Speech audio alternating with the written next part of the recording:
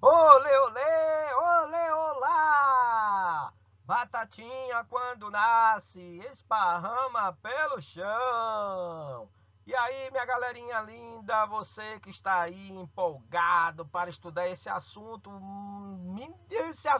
fantástico de geografia, os países emergentes. Então, venha comigo, você daí, eu daqui, vamos geografar.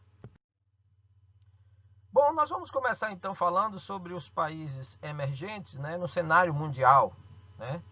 E vamos tomar como pontapé inicial para esse assunto, né, a entendermos, né, como é que os países estão divididos, selecionados ou organizados.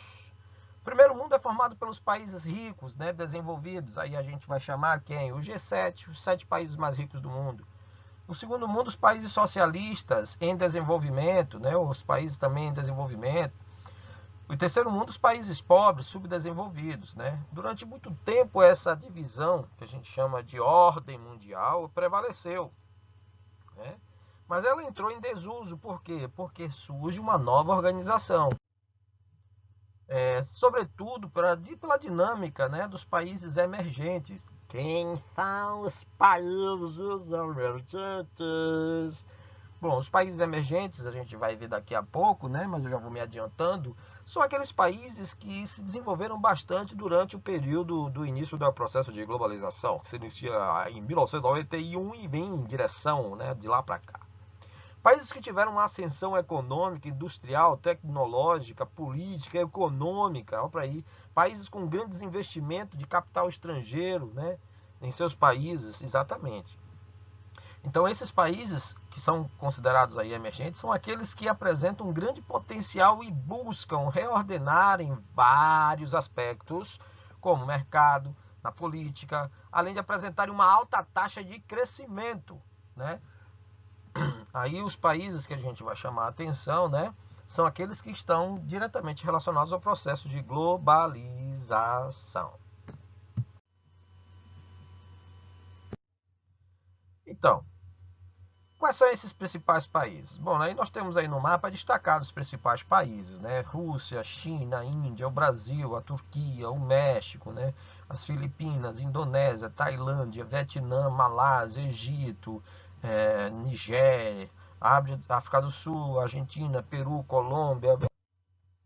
Esses países emergentes são aqueles países cuja economia partiu de um estágio de estagnação ou subdesenvolvimento, né, os quais se encontram em pleno processo de desenvolvimento econômico. Os países emergentes, né, é, ou em desenvolvimento, são classificados a partir dos dados políticos e sociais, né, que a gente vai ver aí no chamado IDH, Índice de Desenvolvimento Humano. O que é que o IDH mede, gente? Bom, o índice de desenvolvimento humano ele mede, né, a distribuição de renda, a renda per capita da população, o nível de instrução, né, de analfabetos da população, mede também a expectativa de vida, né, da população. Então, os números que apresentam, né, esses dados estatísticos desses países, né, mostram uma certa evolução, mesmo que seja uma evolução, né, que não seja uma das melhores, né, como dizer assim, mas apresentam um nível de desenvolvimento. Então, quais são as principais características desses países emergentes? Né? Aí a gente vai ver o padrão de vida, né, de grande parte dessa população está entre os níveis baixo e médio, o IDH, né, entre os níveis médio e alto, uma renda per capita entre 5 a 8 mil dólares, certo? Um setor industrial em franco processo de desenvolvimento, um crescimento da infraestrutura, né, no desenvolvimento de portos, rodovias, aeroportos, ferrovias, etc. A atração de capital externo, certo? De investimento estrangeiro produtivo no país, o aumento da instalação, né, de filiais de empresas multinacionais, o crescimento positivo na geração de empregos, certo? Sejam eles diretos ou indiretos, a elevação das taxas, né, de formação de capital, mudanças significativas na estrutura social e econômica, né, da sua população, né, com a súbita e sensível diminuição da pobreza em um aumento da classe média, e a existência de processos de êxodo, a existência de processos de êxodo rural, migração do campo para a cidade. Bom, vamos lá então, né? Aí nós destacamos entre esses países emergentes o chamado E7. Quem é o E7? São os 7 principais emergentes. Quem são eles? A China, a Índia, o Brasil, a Rússia, o México, a Indonésia e a Turquia. Na economia mundial, né, provavelmente esses países eles devem superar, né, em 2020, esse ano, né, o crescimento econômico de alguns países, né, do chamado G7. Bom, essa perspectiva, a gente sabe que nem todos os países que foram citados atingiram o desenvolvimento. Agora, é sabido que alguns desses países do G7 terão um prejuízo, né, no desenvolvimento econômico, no crescimento econômico esse ano, sobretudo por causa da pandemia provocada pela SARS-CoV-19, mais popularmente conhecida como a Covid. Então lá vai. Não convide essa Covid para a sua casa. Então vamos respeitar o isolamento social, vamos ficar na quarentena e esperar o mais rápido possível que aconteçam as vacinações, os medicamentos apareçam, né, e a gente saia dessa pandemia, ok? Seguindo então, vamos lá. Bom, aí a gente agora vai falar, né, sobre o G20, que são as 20 maiores economias, né, que envolve os países ricos, né, e os países emergentes. Quem são esses 19? Né? Nós temos aí 19 países fazendo parte do G20, mais um bloco econômico, que é a União Europeia. Né? Então, criado em 1999, na esteira de várias crises econômicas na década de 1990, o G20 é uma espécie de fórum de cooperação e consulta sobre assuntos financeiros internacionais. E aí surge a pergunta, professor, professor, me diga uma coisa, o Brasil faz parte do G20? Bom, vou dizer uma coisa bem clara para você. Faz parte, sim. O Brasil está entre essas 20 maiores economias a nível mundial. Só para você ter uma ideia. O Brasil tem hoje o 5º maior mercado consumidor do planeta. Obviamente, grandes empresas e por causa do capitalismo, colocam, privilegiam o Brasil em relação a esse grande potencial de mercado consumidor. O que nos estraga no momento é a nossa instabilidade política. Mas vamos ver se isso aí melhora daqui para frente. Os principais objetivos do G20, né? O favorecimento de negociações econômicas internacionais, o debate de políticas globais para envolver o desenvolvimento econômico mundial na sua forma sustentável. Aí a gente vai ver os fóruns sobre o meio ambiente, os fóruns sobre aquecimento global e outras coisas mais. A discussão das regras comuns para a flexibilização do mercado de trabalho, né? Aí a gente vê uma dessas interferências aqui no Brasil, sobretudo na mudança, né, das leis trabalhistas e do sistema de previdência social, né? Criação de mecanismos voltados para regulamentação econômica, criação de formas para a liberação do comércio mundial, né? Então, é claro que eles estão buscando flexibilizações para que estimule o comércio entre os países.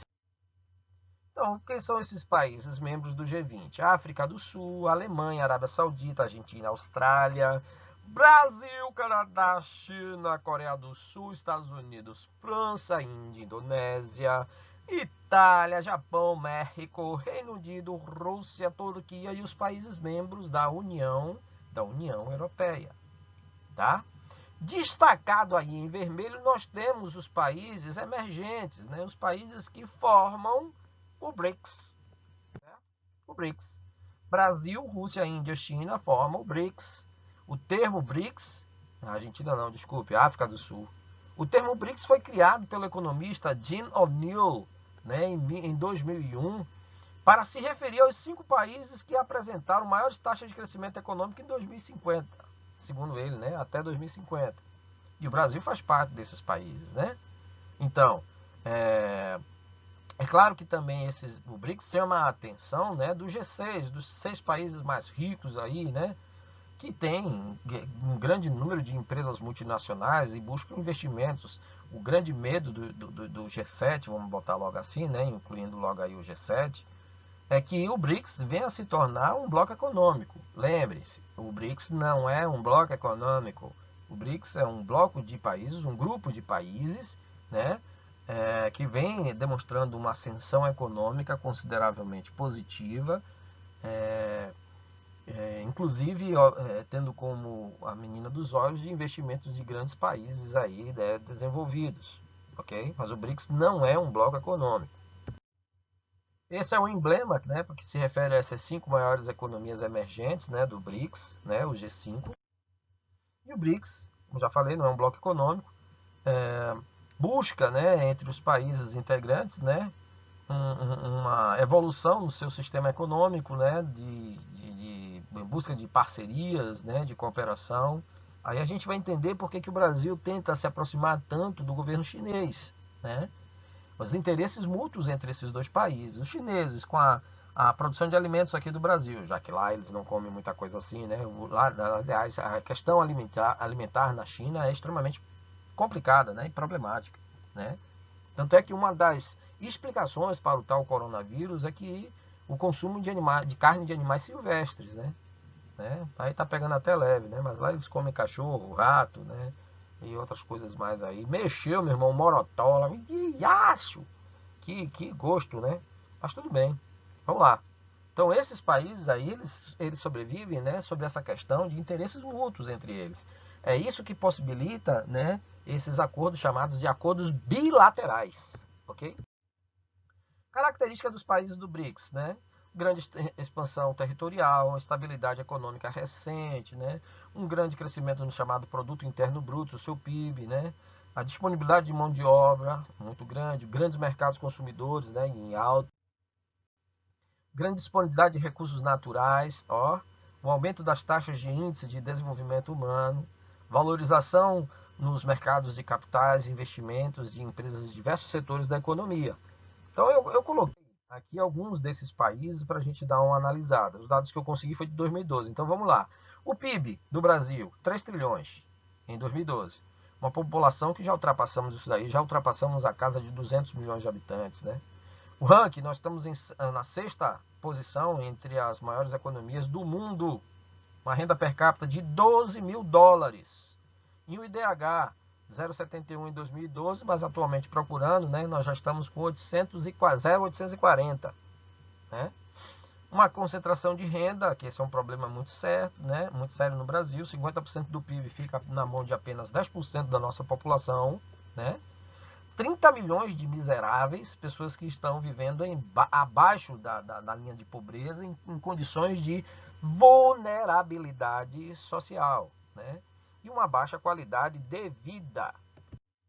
A Rússia, PIB de 2,5 trilhões em 2012, uma população de 143 milhões de habitantes, uma renda per capita de 16 mil dólares e um IDH 0,750. Então, em números, nós temos aí, comparado com o Brasil, alguns dados que são melhores, mas outros que não são tão bons assim. E outros bem próximos, né, em termos de comparação. Índia, PIB 4,5 trilhões em 2012. Você já vê que o crescimento do PIB da Índia foi bem maior, né? Uma população de 1,2 bilhão de habitantes na estimativa de 2012. Segundo lugar entre os países com maior população, consequentemente, segundo lugar, os países com maior mercado consumidor, né? Renda per capita, 3.700 dólares. Aí você já começa a perceber que na Índia, enquanto lá no Brasil, 12 mil dólares, aqui agora vai para 3.700 dólares, né? Um IDH 0,540, 0,54, bem abaixo, né, inclusive do Brasil. Vamos lá então. E agora a China, né, com 11,5 trilhões, só para você ter uma ideia. É a segunda maior economia do mundo, a China. E que nos anos anteriores, não nesse ano 2020, né, mas nos anos anteriores, tem crescido a algo próximo de 3 a 3,5%, 3,5 vezes a mais que o crescimento da economia norte-americana. A China está obstinada em se tornar o país mais potente economicamente no mundo, né? Primeiro lugar em população, né, no mundo, então a gente tem aí o maior mercado consumidor entre os países, né? Uma renda per capita de 5 mil dólares, né? Bem inferior ao Brasil, né? E próximo dali da Índia, mas inferior também à Rússia. E o IDH 680, 0,680. África do Sul, PIB 600 bilhões em 2012, uma população de 50 milhões de habitantes, estimativa em 2012, renda per capita de 11 mil. Aí ela já se aproxima da condição de renda per capita comparada com o Brasil e a Rússia, né? E o IDH 0,610, certo? Muito bem, vamos lá, vamos seguindo. Quais são os objetivos, então, desses países, né? Desses países emergentes? O que é que eles buscam? Eles trabalham de forma para integrar-se coletivamente, né? Buscam, é claro, acordos financeiros que sejam bons para ambas as partes, né? Extremamente movidos, né, ou estimulados para o diálogo entre eles, né, uma integração política. Acho um pouco mais difícil essa integração política, até mesmo porque os chineses não são muito abertos para essas negociações, essas conversas, né, uma cooperação mútua, um desenvolvimento de projetos, né. Você vê, por exemplo, mais uma vez eu vou bater nessa tecla Brasil e China. O Brasil conseguiu lançar para o espaço, né, o seu primeiro satélite 100% brasileiro, né, com a tecnologia de lançamento, né, dos chineses, usando a base de Alcântara que pertence ao Brasil. Tá? Então, um tratado que houve uma troca de tecnologias. Bom, o BRICS. O BRICS também tem se mostrado, né, extremamente atuante nas questões ambientais, né, e também nas questões humanitárias. O BRICS na Rio +20, que foi um encontro que aconteceu lá aqui no Brasil, melhor dizendo, né? Mostrou-se, né, com muita força a sua representatividade sobre os aspectos sobre o combate à pobreza, o desenvolvimento social, né, os desafios ambientais e sociais, o aquecimento global, alimentos, a produção de alimentos e a geração de energia, né, preservação dos recursos naturais, desenvolvimento de projetos entre os países. Então aí você vai ver, por exemplo, né, entre essas relações, o interesse, por exemplo, do Brasil com a China, mais uma vez, né? Então, nessa troca de experiências e tecnologias, o Brasil ele buscou encontrar algumas vantagens, né? Mas é claro que teve que ceder algumas coisas para o governo chinês, né? Os chineses que estão entre os países mais poluidores do mundo, mas está também em primeiro lugar como o país que mais produz tecnologia para a recuperação da biodiversidade, né, do nosso planeta. Então você vê que tem os seus prós e seus contras, né? Então, aí nos gráficos a gente mostra o comportamento, né, e a importância do BRICS no cenário mundial, né? Em 2025, por exemplo, se projeta um crescimento do BRICS, né, bem próximo do crescimento dos países mais ricos do mundo, né? É claro que a gente não sabe ainda dizer ao certo como é que vai acontecer esse comportamento, sobretudo após pandemia. Aí são dados, né, que mostram em tabela, né, o comportamento do BRICS e desses países em relação aos países mais ricos do mundo. Vale a pena a gente dar um dado de comparação entre esses países, né? E aí nós estamos as nossas referências bibliográficas, né, que devem ser utilizadas, que foram utilizadas para a produção desse slide e também para a preparação dessa aula. Desejo a todos, então, bons estudos e eu espero que, de alguma forma, nós tenhamos contribuído positivamente para o seu crescimento. Lembrem-se e não se esqueça mesmo, né? Deus é o nosso refúgio e fortaleza, socorro bem presente nas tribulações. É nele que devemos alicerçar as nossas esperanças, porque se Deus é por nós, quem será contra nós? Forte abraço!